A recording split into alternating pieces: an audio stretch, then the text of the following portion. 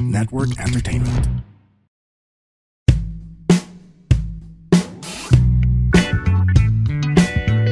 Hello everyone! Happy New Year! And we are back sa Kaya Pa Ba 2025 edition. I'm sure hindi nyo ako na-miss, no? I'm sure na-miss nyo ako. Marami na po nagsasabi na parang bawas kailan yung episode. Ang huling episode upload was like during this time last year. I'm like, wait lang po kasi mahirap po maging professional bakla. At dahil po dyan, meron din po tayong professional bakla amidst us sa ating bagong set-ish, bago-ish. Because the Pod Network is gearing up for a very, very exciting year. So you maybe are looking at something new. But anyway, please welcome to our show today, the one and only Tita Baby. Hello! Magandang araw sa iyo, Baus. Thank you again for sharing your sala set. Sala set? Your sala set to your tita. Thank you so much for having me. Okay. Actually, looking forward to doing this. Okay. So, actually, kaya kita in-invite dito because we've done a couple of podcast episodes sa Big NMN. And I feel like there's still so much that I kind of want to uncover with you as a queer man with a certain wisdom without necessarily the Drag Race lens. Okay. So, again, thank you for joining us here sa Kaya Pa Ba. I guess ang pag-uusapan natin yun, of course, we're gonna get into like the drag and drag race of it all. But I'm genuinely intrigued by your life story because we kind of share some similarities. Pareho tayong maganda. Number one. Pareho tayong nagmamaganda. Number two. Hindi. Because pareho tayong galing corporate and now we're trying to pursue a career in the arts and show business. Yeah. Mm-hmm. So I guess with that, ang una kong tanong is, it is the start of the year, you were on Drag Race last year. Kamusta ka ngayon and today? Eto, I'm successful. I think I'm slowly getting to the point that I'm embracing a new reality for me. Okay. You know, kasi I didn't go to Drag Race for just the fame of it all. You did not? I didn't. Oh my really. God! Okay. You get to a certain age when you realize na parang, teka muna, there's more than just fame. Okay. Siguro nung bagets ako, kung kaedad ko sila binabati sa Angel, correct. Okay. kaya sila Zimba. Okay. I remember those days na parang, I just want to be famous. Because, di ba, when you're young, parang there's nothing going on for Lahat you. tayo pinangarap you just yan. wanted to have that 15 minutes of fame. Correct. Correct. But, you know, you get to a certain age, you realize na, teka muna, fame kasi is not something that is sustainable eh. Correct. Di ba? Especially if you have a certain back problem. So, at saka tuhod. so parang for me, ang sa akin, parang, okay, what is more important than that? Fame for me is just a marketing tool of a message that a certain person correct, has in his or her or their story. Got it. So I think that's why I joined Drag Race. Ganda. Ang dami ko rin ni-expect. Di ba? Correct. Nung lumabas ako, so parang talagang bagong reality siya. Hindi na ako pwedeng hindi humaligo. Pag pupunta ng grocery, kailangan mo, alam mo yun? May baon na rin po akong parang, out of drag makeup. Correct. Di ba? Parang hindi ka pwedeng shiny kasi, oh my God, promise. Pag lumalabas ako, meron akong sariling meet and greet sa gitna ng BGC o kaya sa gitna ng Mega Mall. Yep. Alam mo yun, biglang, daming tao. Pero I enjoy it. Di ba? Ayun. So, that. And of course, I have to also learn how to manage the money. Because part of it is, and that is the reason why parang it's more sustainable for me. Kasi it has to be a livelihood. It cannot be just a very expensive hobby. No, it's not. Correct. Tapos na tayo doon. Kailangan na natin i-weaponize at i-monetize ang ating kabaklaan. So, niyayakap ko siya all together kasi this is totally parang in any of my experiences coming from left field. Parang everything is new. Correct. You know? So yun, niyayakap ko siya onti-onti. Yeah. So I guess to properly frame like the rest of the episode. So of course people know you to be the top 4 finalists in Drag Race Philippines Season 3. But prior to that, can you take us through the biopic? No, can you take us through like the resume? Because I know that you're a motivational speaker, you're a host, you did corporate, but just give us like a very abbreviated timeline of Tita Baby / Ryan. Sige. So matagal-tagal to, no? Dahil let's start from 1978. Hindi, sige, briefly. I think at a very young age, I've discovered that I'm a very creative person in different aspects. No, I'm visually creative. I perform in stage theater, ganyan. So I find myself in the advertising industry as actually a creative. Art or copy? Pareho. Oh. Pareho. Pero I started art. Okay. Kaya hindi ko pa alam kung ano yung copy. Correct. But I mean, makikita nyo naman siguro yun sa mga one-liner scathing remarks ko in Snatch Game or whatever na parang, ay, kaya ko palang gumawa ng mga matitinding one-liners. So sabi ko, okay. So nag-transfer ako to copy. And then I do both as a creative director. So yan yung aking first career. I see. Because I've always, because marami nagsasabi, uy, taga-ahensya yan si Tita Baby dati. Tapos di ko ma-figure out kung accounts or creatives. So now I know. And I understand, but hindi mo siya ma-figure out. Correct. I think I was blessed to actually work in the advertising industry in yung mga independent agencies. Kasi may mga network agencies, yung mga global agencies, di ba? So I grew up in the atmosphere and the environment of small agencies, locally based. Correct. So we do everything. Yes. So marunong din akong mag-handle ng accounts. So Baus, imagine mo, I don't know if you've experienced this. Ako yung accounts, maharap sa kliyente, babalik ako ng opisina, akong gagawa ng creatives, ako magsusulat, akong kakausap sa supplier to print it out. Oh my God. Ganyan. So, which, if you think about it, it's kind of the life of a drag queen these days, right? Exactly. Diba? Yeah. Totoo yan. Yeah. Kasi now, my friends and I, we laugh about it. Kasi parang, iwasan mo na yung advertising tsaka yung production, pero doon rin pala bagsak mo. Alam mo, I think, yun eh. Looking back, parang, the dots that you connect, parang, oh my God, maybe that is the reason why I'm here. I did that before. Got it. So I'm in advertising for the entirety of my adult life. And you know how taxing it is. It is? Yeah. You know how taxing it is. But it's one of the, I think, most enjoyable decades of my life kasi it's so fast-paced. Yeah. And you are surrounded by brilliant people, intelligent, creative, siraulo, and all that, di ba? Parang ang saya-saya. Yeah. But of course, mapapagod ka eventually. So, I discovered neuro-linguistic programming. Okay. NLP. I'm familiar with this because I've worked with Karel and RR before. Yes. Yeah. So, these people, I know them. So, funny connection, I know them because of Blue Rep, the same theater org apparently we both went to. So they were in college, I was in high school. Gusto ko lang po sabihin yon. Funny nga kasi the tables has turned. Okay. Ako na yung pinakamatanda in a circle of drag queens. Pero dati ako yung pinakabata in a circle of barkada. Okay. So anyway, for our audience benefit, NLP or Neuro-Linguistic Programming is a branch of psychology that understands how the brain works and why we behave a certain way and talk the certain way. Okay. Tapos parang what we do is like we give experiences and mindsets to the people that we talk to so that they can actually achieve a result or the success that they want closer and faster. So ganon. So parang para siyang performance coaching.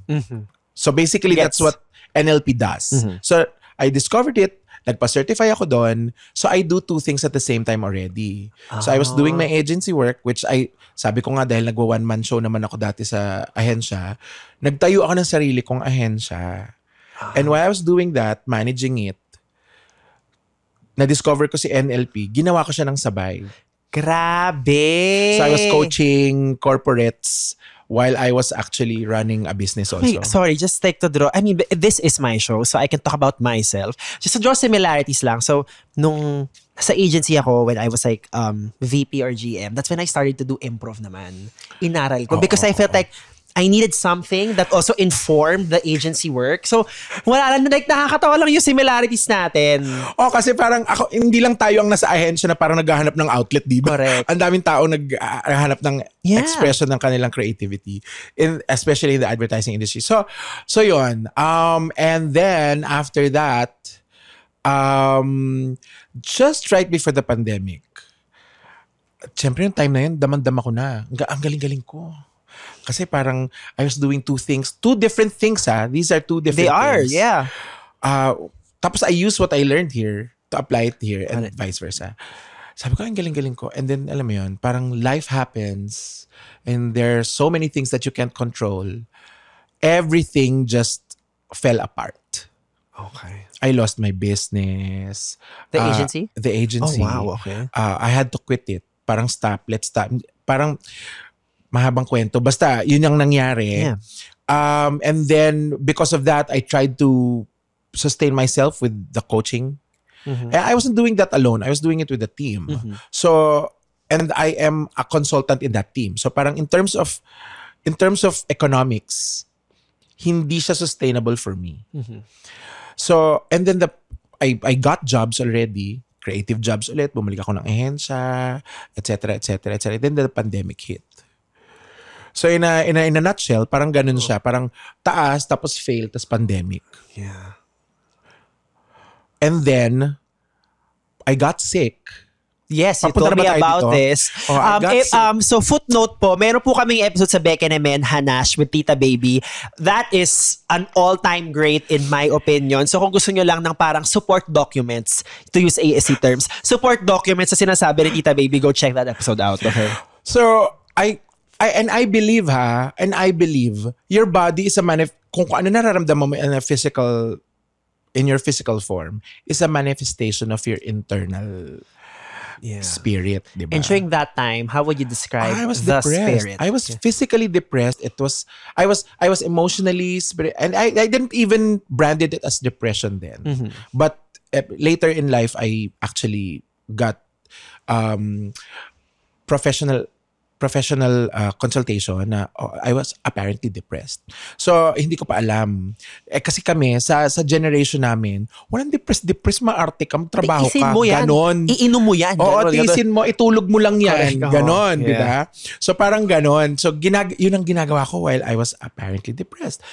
And then I got sick because that was actually the nail that sealed the coffin for me. Na parang, oh my God, even my body's telling me something is wrong. Diba? So, at that moment, sabi ko, alam mo, what if I change the way I think? Eto na po, I was applying NLP to myself I was gonna say already. that, parang theory-wise, were you not equipped with the tools to kind of... Yes. Yeah. So, kasi diba, when you do something, parang ganito yan eh. If you are, kunya sa ahensya, gagawa ka ng campaign for a client, mas madali yun kesa gumawa ka ng campaign for your agency. Correct. That's also why there's this saying na parang lawyers make the worst witnesses. Something like that. Parang ganon. Okay, Diba? So, I nahihirapan din ako to apply what I learned to myself kasi I cannot see myself from a separate perspective. Diba? Hindi ko siya nakikita at a bigger picture. Tapos kung ano yung matakbo sa utak ko, yun na yung binubuo-buo ko. So anyway, but I got sick and then I was in the hospital for several days.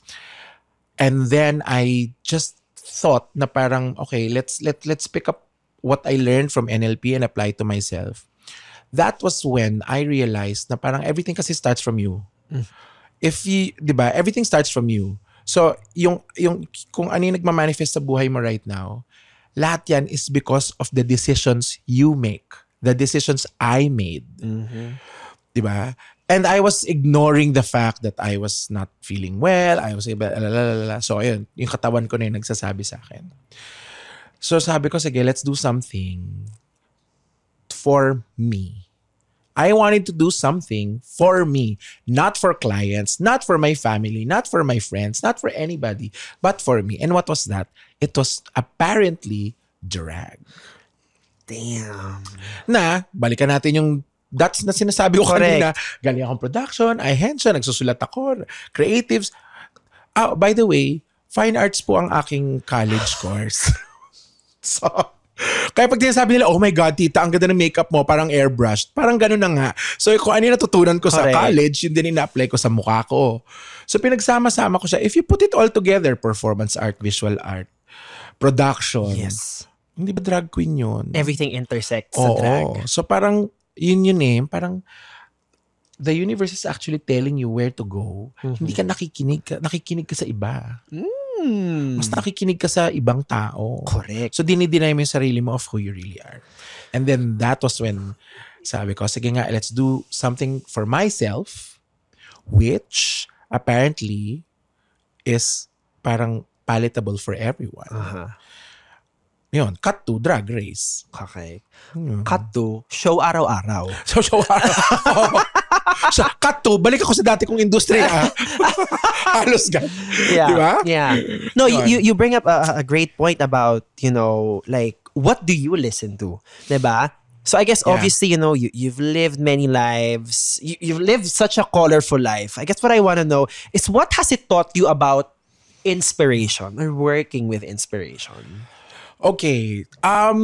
Inspiration in my experience and what I believed it is not outward. It's not an external thing. Yeah. 'Di ba? Kasi parang at saka it's very personal. I may be inspired by something but others won't be inspired with it, 'di ba? Kasi kanya-kanya naman tayo ng experiences, saka kanya-kanya naman tayo ng pinaghuhugutan at pinanggagalingan. So for me, really, ang ugat talaga ng inspiration is figuring out who you really are. Mm-hmm. When I was young, eto, Bausa, naalala ko lang, I wasn't even aware that I was LGBT. Mm-hmm. I was already drawing, sabi ko, I have this fascination with high heels. So I bata pa ako nito, grade school, dinadraw ko yung high heels. I was so fascinated how it curves and what is the perfect shape of a high heel. Parang ganon. Yeah. Bata ako noon. Yeah. Then, there are experiences in my life na parang, okay, minimakeupan yung mami ko bilang ninang sa kasal. I was there staring at fascinated with the brush and how pigment attached to the skin and brilliant colors and how it changes the face. Yeah. Parang ganon. And those were apparently inspired moments in my life that I did not recognize because I haven't discovered who I was. Wow, that's a great way to put it. You get it? Na ultimately, it comes together when you are the missing ingredient, when you, with like a capital Y, you are the missing ingredient na lang. So parang, for me, inspiration is actually listening to your experiences and to yourself, because the experiences that you go through in life tell you, give you a glimpse of who you are, who you are inside. So, ngayon nagme-makeup ako. Correct. Nasa fine arts ako. Nagpa-perform ako. The theater, when I was young, I would cry every time na matapos yung production. Kasi hindi na ako makatungtong ng stage. And I would never, parang I couldn't imagine na parang, ay mangyari to ulit. I thought it was always the last time. So, and now, ando na ako ngayon ulit. I'm on stage. I'm painting my face. I'm, parang all along. I cannot say na parang ako si Marina, na parang you were born to do drag, correct, sabi ni RuPaul. Hindi ko pa rin naman naiisip na ganon. Diba? I may and I may not. Hindi ko alam. But, I'm sure that I am enjoying my life right now as a drag queen. Because everything prior to this has actually taught me and led me to become a good one. Yeah. And that makes a lot of sense because something I have noticed sa drag race journey mo is like, yes, sa confessionals mo sinasabi mo, masakit na yung likod mo, masakit na yung tuhod mo, na parang it was taking a physical toll on you. But mentally, I felt that you were still on. Like, I don't know if it's just me, but parang I think the mental, emotional part of Drag Race, I felt like you had 3-4 more episodes in you. Kung kakayanin. Kung kakayanin. Pero diba? Alam mo, Baus, trust me and promise, siguro mga last few episodes, I was really struggling to compete with my inner saboteur already. I was, because of the pagod Yeah. Because of the pagod lang. What was your inner saboteur telling you during that last stretch of the competition? Alam mo, check out. Yun ang iniisip nung inner saboteur ko. Girl, okay na, season 8 ka na, episode 8 ka na, okay na yan. Di mo nga ini-expect yan eh. Akala mo hanggang ka lang, 3rd episode. So, di ba? Okay na. Sige, so maglaladida na lang ako. Hindi na ako magko-compete with the girls. I'll just be there and enjoy the moment. Pag tinanggalin ako ngayon, naman, ka-episode 8 na ako. So, but, teka muna. Diba? Sabihin din ng kabilang side, teka muna. Baka naman kaya mo mag-9. Correct. Bakit di ka mag-9? Yun. At baka kaya rin mo mag-10. Oh. Araw-araw ganon. So, nakakapagod. So, I want to zoom in here. So, are you able to kind of remember how the self-talk changed from when you started to, kasi iba-iba yung kailangan mo na conversation with yourself during the different phases of the competition, di ba? So, starting, like, how did you start? When you started, how's the self-talk like? Bahala na. Yun ang, yun ang starting, bahala na. I didn't even, I had a clue who I would be with. I think we all had a clue. Okay. Pero syempre, chismis pa rin yun at the end of the day. And at that moment, hindi mo mako-confirm until you're inside. Correct. And then you see mga mukha ng mga kasama mo. So ako parang bahala na. Sige, as a performer, and I think probably you might agree with this, sometimes meron ka lang stage fright. Yeah. But once you enter the stage, pagpasok mo dun sa workroom, biglang nag-shift yan, nagiging performer ka na. Your confidence in yourself and how you carry yourself, lumalabas na. Yung muscle memory mo from all your history, bumabalik. Diba? Parang, okay, yun yung bahala na moment. So, but as I went along, kasi ang ganda ng track record ko sa episode 1 eh. Correct. Diba? So parang, buhat-buhat. Girl, pagbalik ko ng hotel, sinulat ko sa piece of paper, top 6 beach. Pak! Nakadikit dun sa pinto. Para every time nilalabas ako ng hotel room ko, nakikita ko yon. Tapos diba biglang... design challenge yung episode 2. Oo, at saka diba nag-bottom ako agad. Correct. Tapos kinalaban ko si Angel. Siyempre, feeling ko parang, ano to? Hindi nga ako pork chop, pero, I mean, hindi, wala pang napapaulit. Wala pa nga baka nga ikaw pa. Ako, shit. Iniisip ko yung jowa ko, naku, magagalit to sa akin. Gano'n. Yun yung iniisip ko, naku, magagalit to sa akin. Ayoko siyang pahiyain. Actually, that was a fuel for me, ha? Yeah. Ayoko siyang pahiyain. So, yun, roller coaster siya of like, laban, ayoko na. Sige, pwede na to. Hindi, lumabang ka. Ganun siya talaga. Now, I have to give credit to NLP for me reaching top 4. The finale. Yes. Oh, wow. Yes, because again, yung sinabi kong everything starts from you. Okay. If I allowed myself to be friends with my inner saboteur and just be complacent. Diba? Hindi ako abot ng ng episode 10. Hindi ako abot doon. So, ina-apply ko sa sarili ko yung everything that is happening right now roots from what you want, who you are, and diba? I mean, your body will follow if your mind is strong. Correct. Yun eh. So, talagang hindi ako papayag. Kahit na masakit na yung likod ko. Yeah. Tsaka minsan nagbibiro lang naman ako sa sakit ng katawan. Although, alam mo yun, nakakaramdam na ako noon. Pero ginagamit ko na lang siya pabiro. Correct. Yeah. So, of course, when you competed on Drag Race, there were different generations of queer people there inside the workroom. Diba? Dalawa lang. Ako at saka everybody else. No.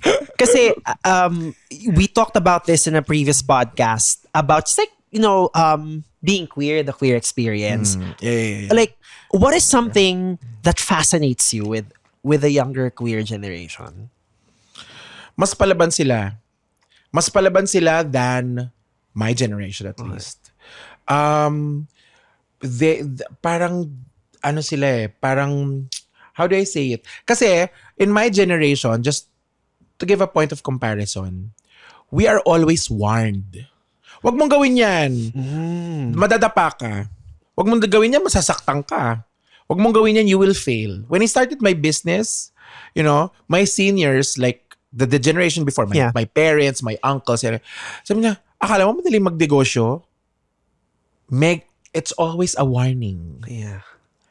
Diba? There's always a warning. At saka fatal warning. Correct. Hindi lang siya parang, uy, mag-ingat ka ha.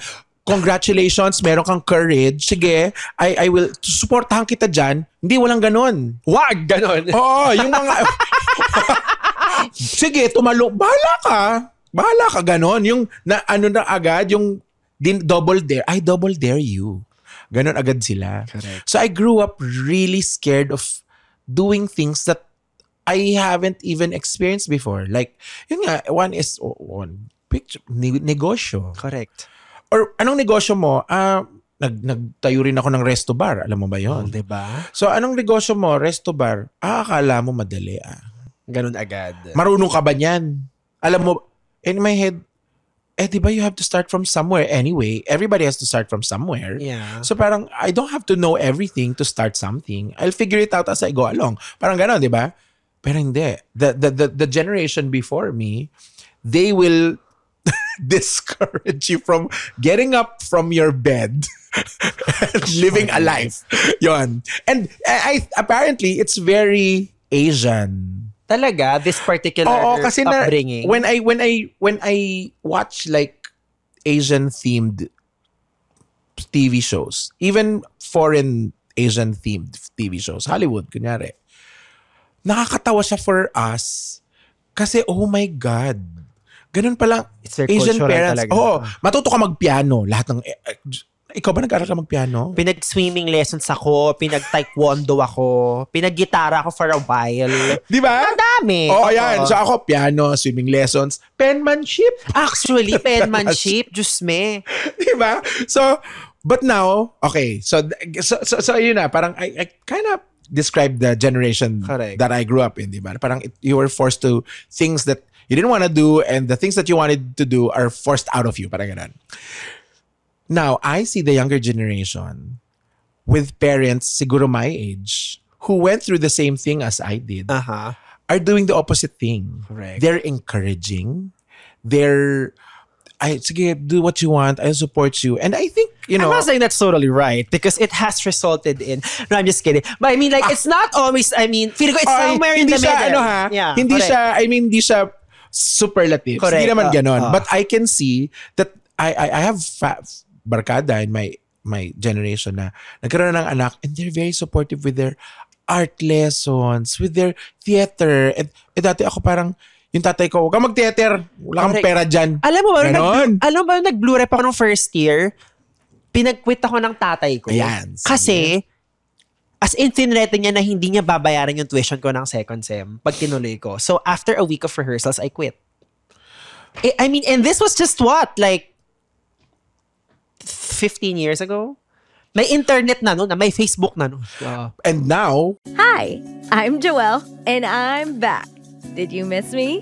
I wouldn't call this a season 2, but rather just another era with more lessons, realizations, and thoughts from all the overthinking. And it's not just gonna be me this time. We'll have special guests, other POVs, para mas marami pa tayong masagot na paano kungs ng buhay to hopefully help you find the answers you're looking for. Tara, this is Joelle's podcast, Paano Kung. What are you doing now? You're on stage doing improv. Correct, yeah. And di ba talagang babalik ka kung sino ka talaga. Oo, yun talaga yun, no? Babalik at babalik ka. You cannot deny who you are. To yourself. Shit, ang ina, ang ganda nun. Ipa-billboard natin yun. Ipa-t-shirt natin. Babalik at babalik ka. Oo. Yeah. So, I think the younger generations now have, not everybody. Hindi naman 100% to, no? Pero napapansin ko lang. There are a lot of young generation now that have very supportive parents. And kunyari, si Zimba. Si Zimba, si Maxi, si Angel. Yeah. As a point of reference. Correct. Because I think they're great examples of that particular they're really argument. Great examples of people who have parents that are very supportive and look at them now. Diba? Look at them now. They're living a life that they want. They are who they are. Yeah. And they're embracing it with pride. And they're so apologetic about Yes. it. In a very inspiring and endearing way. And when we go out, eto, papansin ko rin, when they go out, they embrace who they are. Correct. We are Drag Race Season 3. I am Maxi. I am Crowned. I am Angel. Ang babae nyo tonight. Yakap na yakap nila yon. Unapologetically. Yeah. Ako, meron akong, anong tawag doon? Reluctance. Correct. To embrace the quote-unquote celebrity that I am right now. Why? What scares you about it? I think it's adage to ng nanay ko. Mhm. Huwag ka masyadong mag-celebrate kasi may kapalit yan na lagapak. Yeah. Di ba? Naririnig mo yan. Pero hindi ho totoo yun. It's just so programmed within myself na I'm still learning to unprogram it. Correct. Kasi whether you rise so high or you are mediocre, lalagapak ka. Correct. Mine is a little different kasi yung parang I've gone through enough like trials in my life na parang feeling ko, the next trial is just gonna be there. So I can't enjoy it too much, which is sort of related to that adage, right? Pero but nakakaingit. To be fair, naingit din ako sa mga bagets na ganun di ba? So, yun. So, I think... Tanda namin, Charing. Okay, but yeah. So, yun. Nakikita ko siya. I mean, I cannot say, and I don't think it's fair to say, na all of that generation has the same experience. Correct. Hindi, I don't think totoo din yun. I mean, but, mas marami sila ngayon than in my generation. Yun. But to sort of uplift the younger version mo, parang anong behavior inclinations mo or quote-unquote bad decisions mo nung bata ka na ngayon parang, thank God I did that. Ay, parang buti na lang. Okay, ang dami kong ginawa na bad decisions na buti na lang ginawa ko. Okay. Pero hindi siya related sa success. Okay lang. Go, I mean, like whatever you feel like sharing. Anak ko, wag niyo po ako tutularan ha. Ano po to? Meron tong warning. Okay. Kunwari, Diyos ko po, Lord. Yung itatakas ko yung kotse, tapos gigimik ako. Okay? Gigimik ako ng Thursday, Friday, Saturday, Sunday. Every week. May trabaho na po ako nito. So, wow. Pero tinatakas ko yung kotse. Kasi naririnig ng mga magulang ko yung pagbukas ng gate, gano'n. Tapos, ay, saan ka na lang pupunta? Madaling araw na. Diba, ganyan, diba? So, tinatakas ko yung kotse. Pero sasakyan ko naman yun. Gigimik ako, I will drink, party, meet new people, fuck, connect to business people, etc. When I go out. Yeah.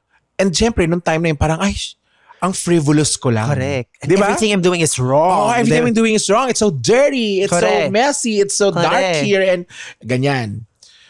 Pero alam mo, now, looking back, I think that gave me courage to try new things. Yeah. Even when I'm old.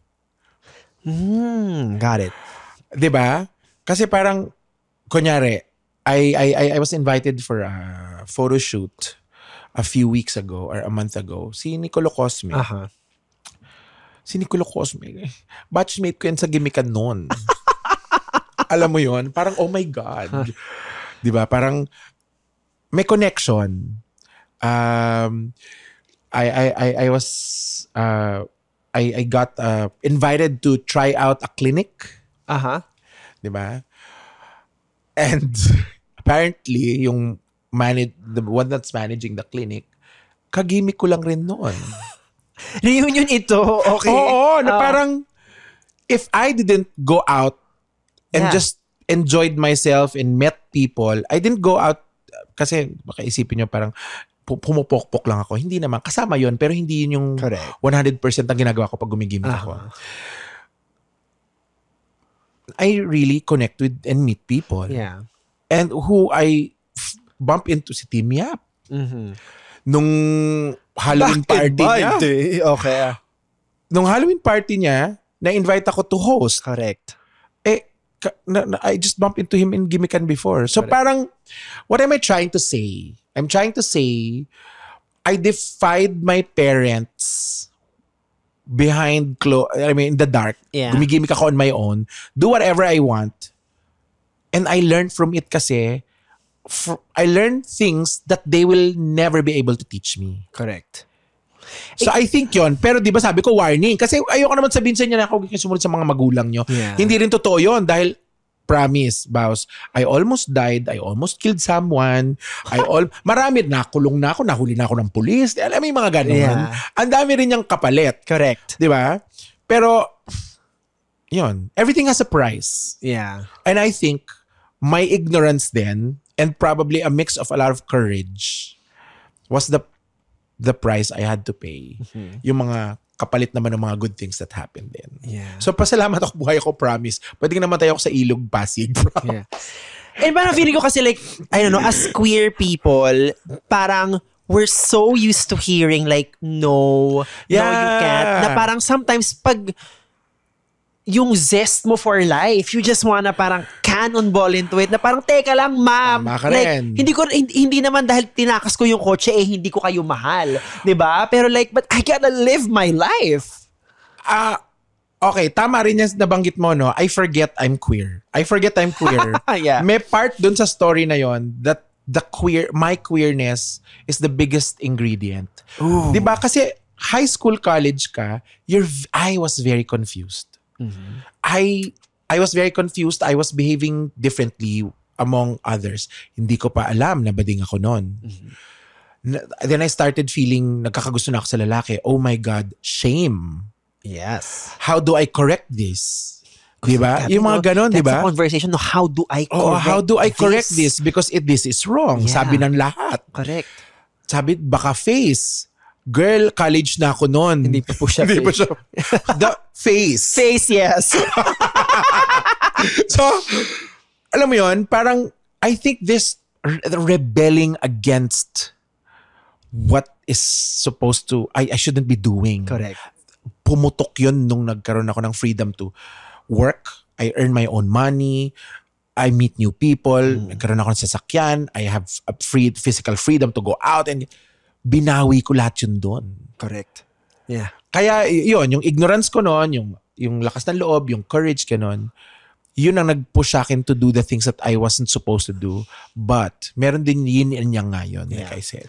I mean, that's the name of the podcast, Kaya Pa Ba? And that's basically like the inspiration behind it in terms of when I quit corporate to pursue comedy. Parang, kaya pa bang gandahan pa yung life? Or kaya pa bang sumaya pa? My God, diba? Bas. Parang yun kasi yung, kaya pa ba? Kaya pa eh. Pwede pa to eh. Parang I don't want to, like, I loved my corporate job, but I felt like there's gotta be something more.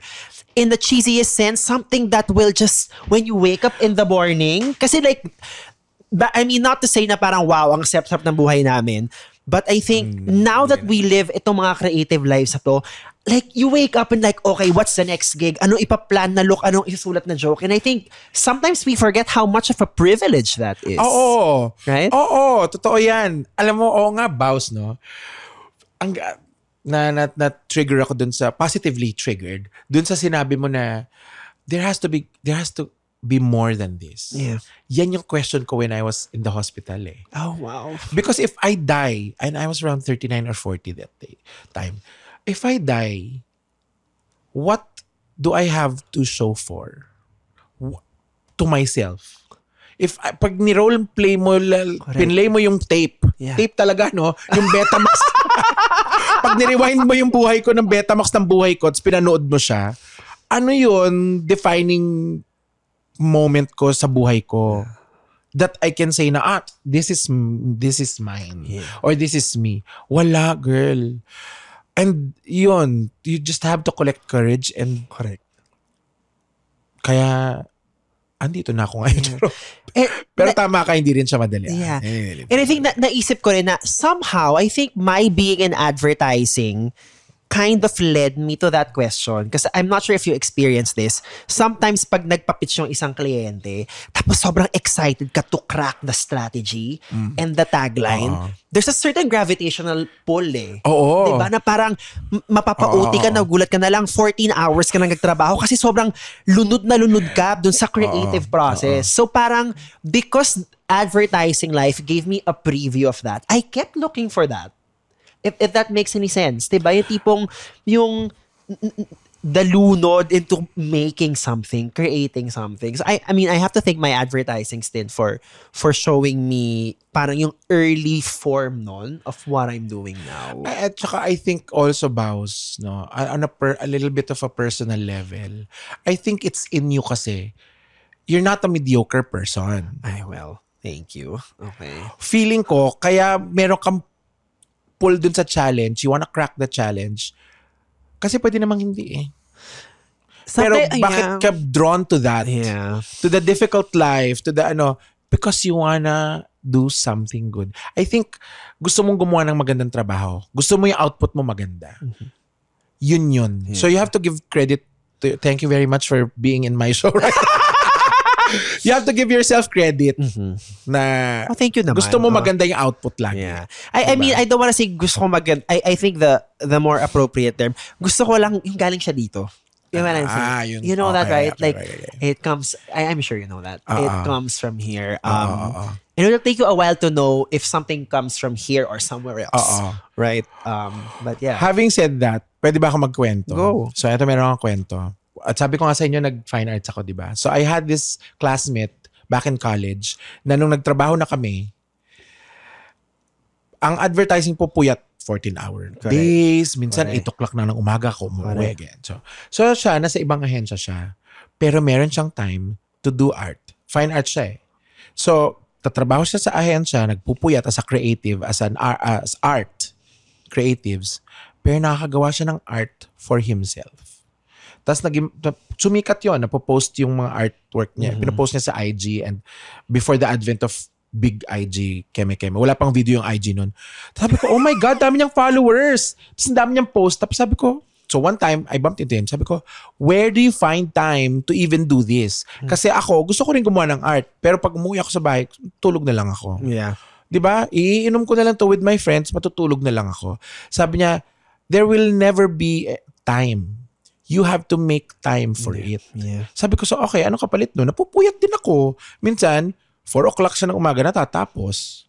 Pero, for something that he likes doing. Yeah. Now, another creative in a different agency told me, I told him that kwento. Sabi ko, bakit parang wala akong passion? So, I guess this is his passion, ano? Paper cutouts ang passion niya. So, tas nagagawa niyang 3D yun. Maganda, magaling. Anyway, so, sabi ko, parang wala akong passion. Parang trabaho ba passion ko? Parang hindi naman ata. Parang ganyan. Sabi niya, baka hindi mo pa nahanap. Okay. Kasi if you're passionate with something, kahit nahihirapan ka, gagawin mo. Correct. What am I leading to? Kala niyo ba madaling mag-drag? Oh God. Oh my God. Yeah. Nung lumabas kami ng Drag Race, nagsimula na yung mga buwaka ng inang viewing parties. Girl, 4 na araw, 3 araw, 2 songs, ganyan. Arali mo yung lahat. Di ka makakapagpahinga kasi prepare ka ulit for the next week na 4 na naman ang show. And that went on for like 10 weeks. Yeah. Throughout the duration of the episodes, di ba? Pagod ako. Tsaka yung mainit na yung ulo ko. Yeah. Medyo nakita ko yung pag-change ng temperament mo from like the announcement to like eventually like the last act na of the season. Oo, yung parang pumipitik na ako eh. Kasi parang girl, promise. So anyway, what's my point? Then I realized during Drag Race Baus, baka ito yung passion ko. Correct. This is my passion, doing drag. Yeah. I just happen to get paid for it now. Yeah.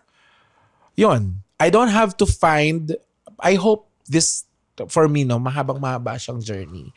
Mahaba ko pa siyang ma-enjoy. Right at this point, I don't have to get another job to actually sustain myself. I can do this. Which is, going back to what you said, a privilege to actually be doing something that you're passionate about, that you're enjoying and getting paid for it. And I think you bring up just a very great point na parang people, because a lot of our listeners here are like corporate, advertising, they're looking into the parang, ano pa bang pwede? But I guess you bring up a very great point in the sense na just, hindi yung pag nahanap mo yung passion mo, ang dali na lahat. Girl, ako nung nahanap ko yung passion ko, mas pagod ako actually eh. Diba? Hindi. Hindi siya, kasi meron siyang illusion, di ba? Na parang, oh my God, ang dali lahat. Oo. You know, I have this different point of view now. Pinanood kong Wicked. The movie. Pinanood ko. Kasama tayo noon. Oo. Pinanonood ko siya, hindi ko siya napapanood as an audience. Pinanonood ko siya bilang artista na. Yung, oh my God, ilang araw sila nag-rehearse. Oh my God, yung fitting ng costume. Oh my God, paano lumilipad si Cynthia? Kumakanta siya. Production ng umaandar sa utak ko, yung behind the scenes. Correct. And I have to appreciate a little bit more the movie, the film, more than just an audience, is because I know how difficult it is behind the scenes. Correct. Ako nga, drag queen lang ako. Hindi naman ako binibit, hindi naman ako nagla-live singing tulad ni Maxi, di ba? Nagli-lip sync lang ako. Pero the preparation, the hard work that any of the queens pour into their craft is so momentous, diabolic. Diabolic talaga. Nung pinapanood ko si Wicked, nakanganga ko. Natuyo yung lalamunan ko kasi ganun lang ako all the time. Because nga it just looks so easy and beautiful. Ang resulta na yon. Pero behind the scenes, di ba? Hard work when you find your passion. Kasi parang I guess if you know your passion and what's preventing you from doing it is because mahirap siya, well, guess what? Pag nahanap mo nga siya, mas mahirap pa siya. Mas masaya ka lang. Masaya ka. Yun lang ang difference. Correct. And I think yun yung gusto kong I'm always in that state of parang happy tired. I'm grateful is my life but also parang papipiliin ka. Ito tinatanong namin to pag nagte-training kami with NLP. Papipiliin ka, pagod ka na hindi ka masaya, 'di ba? Bugnuting ka, mainit ulo mo, pagod ka, masakit katawan mo. Or pagod ka, masakit katawan mo, pero masaya ka.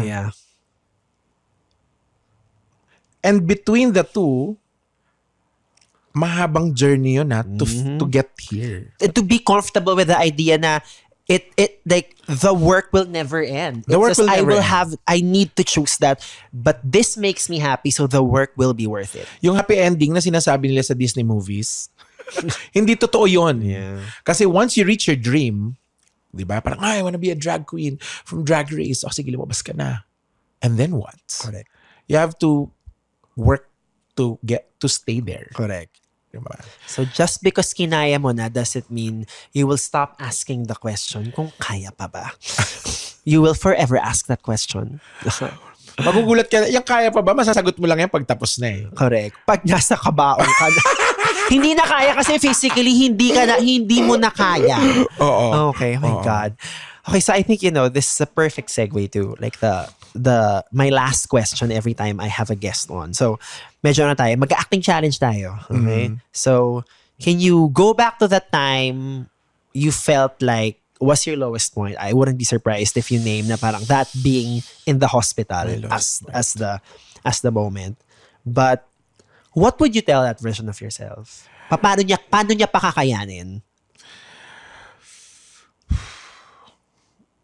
Buti na ospital ka.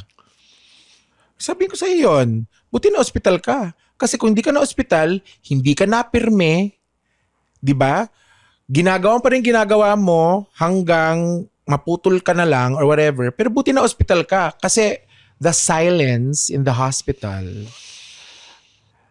is a gift for yourself. Doon mo naiisip na, teka, doon ka nakakapag-reflect eh. Sa sobrang ingay at bilis ng buhay, lalo pa sa ahensya, di ba? Gusto mo maging successful na negosyante, gusto mo maging successful na empleyado, gusto mo magkaroon ng successful na relationship, lahat yung maandar sa utak mo. Tapos lahat yung ginagawa mo sabay-sabay. Gusto mo magkaroon ng magandang katawan, mag-workout ka pa. Araw-araw. Nasa ospital ako. Meron akong excuse not to do everything. Hindi ako mag-iisip, hindi ako magtatrabaho, hindi ako mag-workout, so tigil muna yon. So, ang gagawin ko dito, ano yun? Parang, yung silence, para siyang forced meditation. Yeah. Di ba? And meditations can be very uncomfortable. Oo, it is. It is very uncomfortable. Yeah. So, nung time na yun, yun ang sasabihin ko sa'yo, buti na hospital ka, dinapirm ka dyan. Di ba? Parang boomer. Kasi ganyan magsalita yung mga magulang ko. Di buti na hospital ka dyan, na pirmi ka, nakapag-isip-isip ka ngayon. Di ngayon, at least alam mo na, kilala mo na sarili mo, alam mo na gusto mong gawin, nakarating ka dito. Dahil na hospital ka. Kung hindi ka pa na hospital, hindi ko. Baka sabi ng mga audience, sinasabi ni Tita Baby, kailangan na hospital tayo. Oo. Hindi. I mean, find time. Huwag nyo nang antayin mo hospital. Yun ang point ko. Find time to figure yourself out. The easier and the quickest time that you spend understanding, knowing, figuring out who you are, and accepting it will be your trip, the shortest trip to your happiness and success. Promise. Kasi, babalikan natin yung mga sinasabi ng mga sinauna. Kahit sa Bible nakasulat to. Punta tayo sa Bible. Oo. Know thyself. If you know yourself, you'll get to your happiness and success fastest. Hindi ako religious, pero ginagamit ko yan. I love that. Thank you so much, Tita Baby. Thank you, Baus. I felt like we covered a lot of ground, but then again, I felt like we can still cover so much more. Gano'ng katagal to? Ibabalik kita dito. Pero maraming salamat. I also just Thank you so much. I wanna thank you for... Because I've gotten to know you better over like the last 3 to 4 months.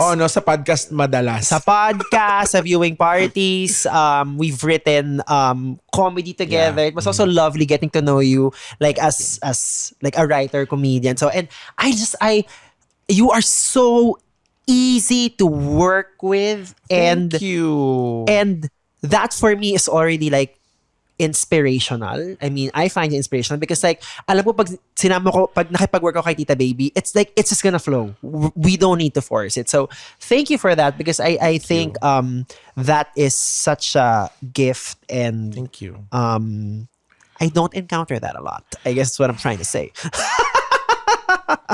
Narinig yun, ha? Hindi ko ako nagsabi niyan. So, please tell the children where they can find you. I will still be on my social media, and I'm planning a lot of things, Baus. As in, maanda na po yung utak ko. Gagawa po ako ng maraming pasabog. So, please follow me on my socials in Instagram, Facebook. I'm also in X, YouTube, and ano pa nga ba? TikTok. Okay. OnlyFans kailan? Yan nga po ngayong pasabog. All you have to do is type at your Tita Baby, not his, not hers, not theirs, but your Tita Baby on your computer. Computer talaga. Tapos, please follow me and subscribe to my channel. Thank you. Thank you so much, Tita Baby. And maraming salamat. This is our the first episode that we're recording ngayong 2025. Very excited to see kung saan tayo papunta this year, mga Kaya Pa Ba Podders. I still don't know what to call you guys. But don't forget to rate and review the podcast on Apple Podcast and Spotify, and also follow our Instagram page, which is Kaya Pa Ba Pod. I am Baus Rufo on Instagram, and hey, it's Baus on TikTok. Until the next episode, goodbye. Goodbye. Goodbye. Bye.